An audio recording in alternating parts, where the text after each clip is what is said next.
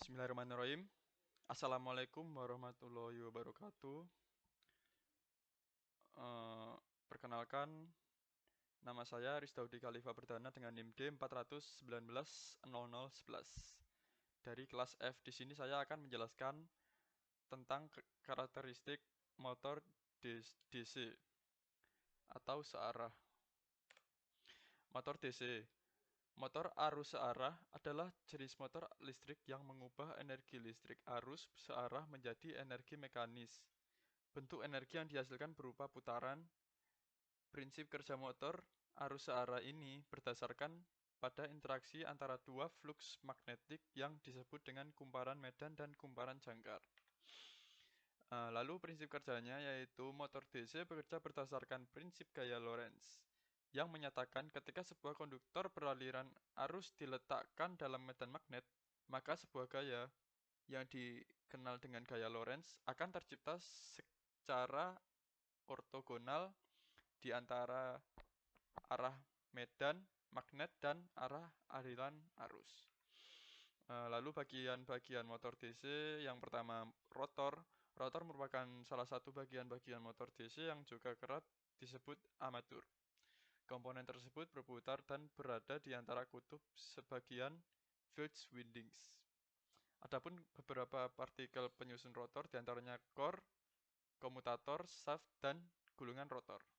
Lalu yang kedua, stator. Stator merupakan salah satu bagian dari motor tersebut, akan tetapi tidak bergerak, melainkan diam. Partikel penyusunnya terdiri atas beberapa komponen, diantaranya yaitu inti, belitan, dan rangka stator. Lalu yang ketiga adalah badan mesin. Komponen badan mesin memiliki fungsi sebagai media untuk mengalirnya flux magnet yang dihasilkan oleh kedua kutub magnet.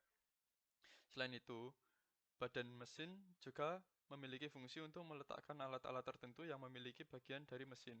Umumnya, badan mesin ini terbuat dari material plat baja atau besi tuang. Lalu selanjutnya yang keempat, komutator. Komutator adalah struktur silinder yang terbuat dari tembaga yang ditumpuk tetapi diisolasi satu sama lain menggunakan mika. Fungsi utama komutator adalah untuk memasok arus listrik ke lilitan kumparan. Lalu yang kelima, brush motor. Carbon brush terletak pada komutator dan berguna untuk memberikan suplai tegangan listrik menuju motor. Motor secara mekanis bisa menimbulkan masalah tertentu pada sebuah lingkungan.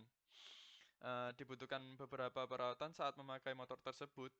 Tindakan dari carbon brush ataupun adanya gerakan pada komutator bisa menimbulkan sebuah percikan api. Lalu yang keenam, belitan armatur.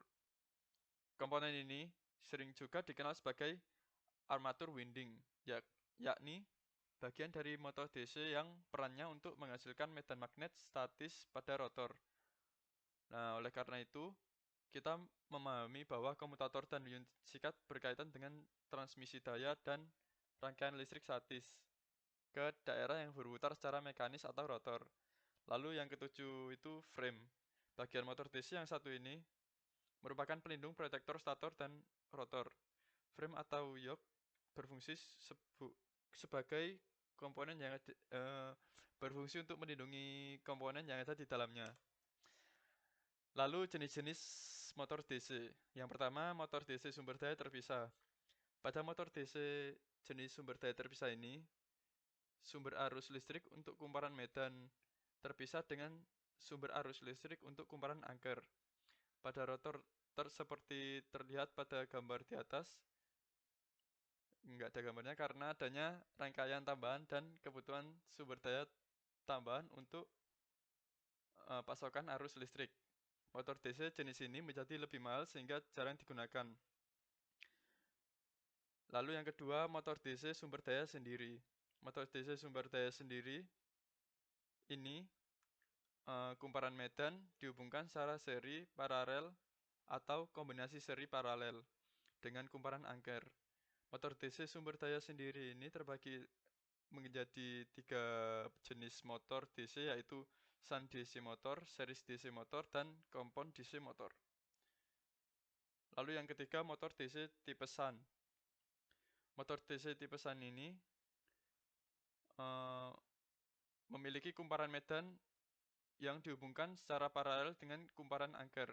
Motor DC tipe Sun ini merupakan tipe motor DC yang sering digunakan.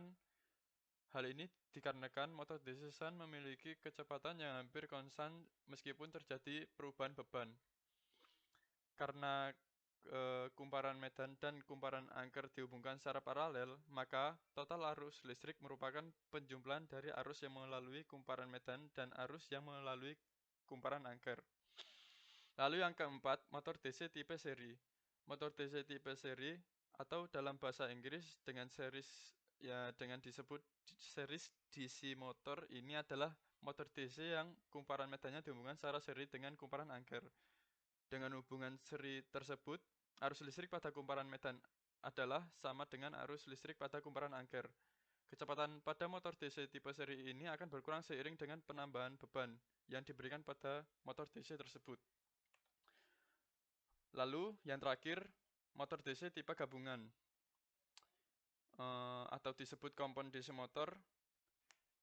Ini adalah gabungan motor DC Sun dan motor DC seri. Pada motor DC tipe gabungan ini terdapat dua kumparan medan yang masing-masing dihubungkan secara paralel dan seri dengan kumparan angker. Dengan gabungan hubungan seri dan paralel tersebut, motor DC jenis kompon ini memiliki karakteristik seperti series DC motor yang memiliki torsi awal yang tinggi, karakteristik Sun DC motor yang berkecepatan hampir konstan. Lalu lanjut ke simulasi motor DC penguat seri. Yang pertama, kita ada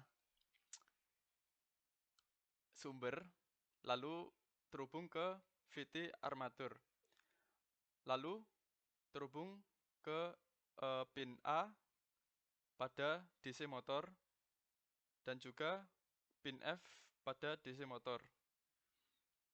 Lalu pada pin TL DC motor terhubung ke demux dan menyalurkan ke generator-generator. Dan pin M ini menyalur ke demux yang menyalurkan ke motor, lalu ke gain langsung ke DC generator. Langsung dari pin A ke voltage measurement. Lalu pin F-nya dari DC generator terhubung ke VT field generator.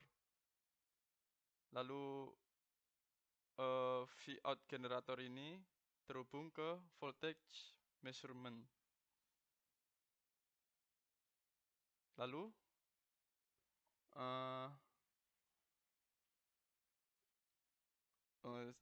cukup. Terima kasih dari saya. Wassalamualaikum warahmatullahi wabarakatuh. Anjas.